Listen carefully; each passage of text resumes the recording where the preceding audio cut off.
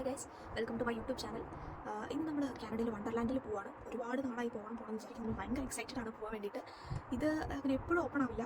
ഒരു April last അല്ലെങ്കിൽ May first ആയിട്ടാണ് ഓപ്പൺ ആവുക. എന്നിട്ട് മെയ് ഫസ്റ്റ് തൊട്ട് ഒരു ഒക്ടോബർ ലാസ്റ്റ് വരെയൊക്കെ ഉണ്ടാവും. കാരണം സെപ്റ്റംബർ ആകുമ്പോഴേക്കും ഫോൾസ് ഓൾറെഡി സ്റ്റാർട്ടായി.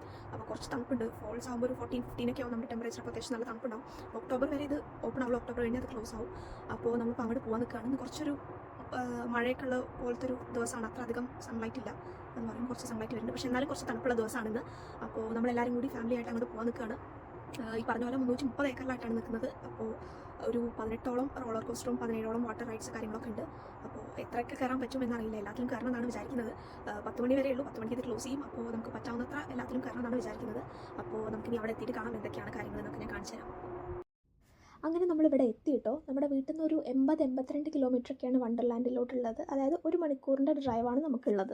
വീട്ടിൽ നിന്ന് ഇറങ്ങിയപ്പോൾ അത്രയും ധൈര്യം തന്നെ ഇവിടെ എത്തിയപ്പോൾ ഇല്ലേ എന്നൊരു ചെറിയ സംശയം ഉണ്ട് കേട്ടോ. കാരണം ഈ റൈഡ്സൊക്കെ കാണുമ്പോൾ തന്നെ പേടിയാവുന്നുണ്ട്. ഞാൻ ആദ്യമായിട്ടാണ് ഇങ്ങനത്തെ ഒരു തീം പാർക്കിലൊക്കെ പോകുന്നത്. കാരണം വീട്ടിൽ അച്ഛനൊക്കെ ഭയങ്കര പേടിയാണ് ഇങ്ങനത്തെയൊക്കെ റൈഡ്സിലൊക്കെ കയറ്റുന്നത്. അതുകൊണ്ട് ഞാനങ്ങനെ മറ്റേ വീഗാലാൻഡിലോ അങ്ങനത്തെ കാര്യങ്ങളിലൊന്നും ഞാൻ ഇതുവരെ പോയിട്ടില്ല. ഇപ്പോൾ ഇവിടെ വന്നപ്പോഴാണ് എനിക്കൊരു ചാൻസ് കിട്ടിയത് പോകാൻ വേണ്ടിയിട്ട്. അങ്ങനെ നമ്മളിവിടെ വണ്ടർലാൻഡിൻ്റെ ഉള്ളിലെത്തിയിട്ടോ. ഇന്ന് കുറച്ച് തിരക്ക് കുറവാണ്. കാരണം ഇവിടെ ലോങ് വീക്കെൻഡാണ്. മൺഡേ ലേബർ ഡേ ആയതുകൊണ്ട് എല്ലാവർക്കും ലീവാണ്. അപ്പോൾ ലോങ് വീക്കെൻഡ് ആയതുകൊണ്ടായിരിക്കണം കുറച്ച് തിരക്ക് കുറവാണെന്ന്. നല്ല ഭംഗിയാണ് ഇവിടെ എല്ലാ സ്ഥലങ്ങളും കാണാനും കേട്ടോ. ഞാൻ കാനഡയിൽ പോയ എല്ലാ സ്ഥലങ്ങളും ഇങ്ങനെ തന്നെയാണ്. ഒന്നും കാണാനില്ലെങ്കിലും നമ്മളിങ്ങനെ നോക്കി നിന്ന് പോകും. കാരണം അത്രയും നീറ്റ് ആൻഡ് ക്ലീനായിട്ടും വൃത്തിയായിട്ടും ഭംഗിയായിട്ടുമാണ് അവർ വെച്ചിട്ടുണ്ടാവുക. അപ്പോൾ നമുക്ക് കണ്ണെടുക്കാൻ തോന്നില്ല. നമ്മളിങ്ങനെ നോക്കി നിന്ന് പോകും കേട്ടോ. അത്രയും ഭംഗിയാണ് എല്ലാ സ്ഥലങ്ങളും കാണാൻ. ഫസ്റ്റ് തന്നെ നമ്മൾ ചെറിയൊരു റൈഡിൽ കയറി സ്റ്റാർട്ട് ചെയ്യാമെന്ന് വിചാരിച്ചു. അപ്പോൾ ആദ്യം നമ്മൾ ഈ റൈഡിലാണ് കേട്ടോ കയറിയത്. ചെറുതെന്ന് തന്നെ തുടങ്ങാമെന്ന് വിചാരിച്ചു.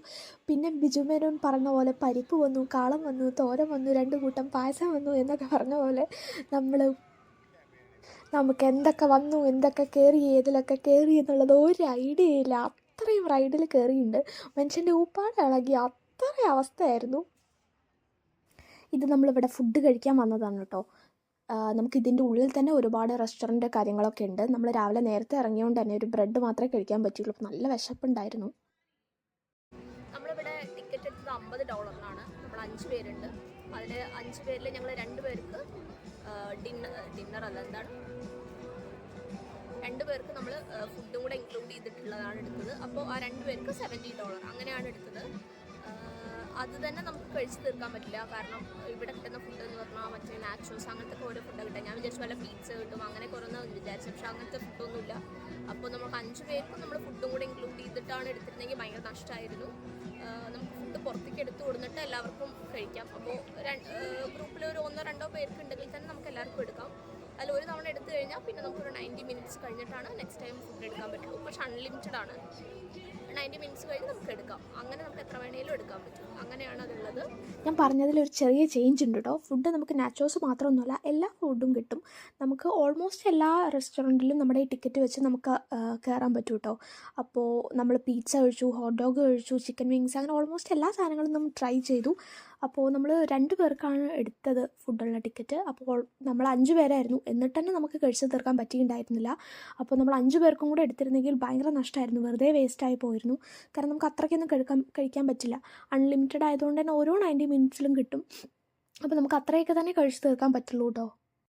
അങ്ങനെ നമ്മൾ ഓൾമോസ്റ്റ് റൈഡുകളിലൊക്കെ കയറി. റൈഡിൽ കയറുമ്പോൾ നമുക്ക് വീഡിയോ ഒന്നും എടുക്കാൻ പറ്റില്ല കേട്ടോ. കാരണം അതൊരു ജീവൻ മരണ പോരാട്ടമാണ്. അതിൻ്റെ ഉള്ളിൽ നിന്ന് ഇറങ്ങി കിട്ടിയാൽ മതി എന്നുള്ളൊരവസ്ഥയിലാവും നമ്മൾ. അപ്പോൾ വീഡിയോ ഒക്കെ എടുക്കുന്നത് ഭയങ്കര റിസ്ക്കാണ്. അപ്പോൾ അതൊന്നും എടുക്കാൻ പറ്റിയില്ല.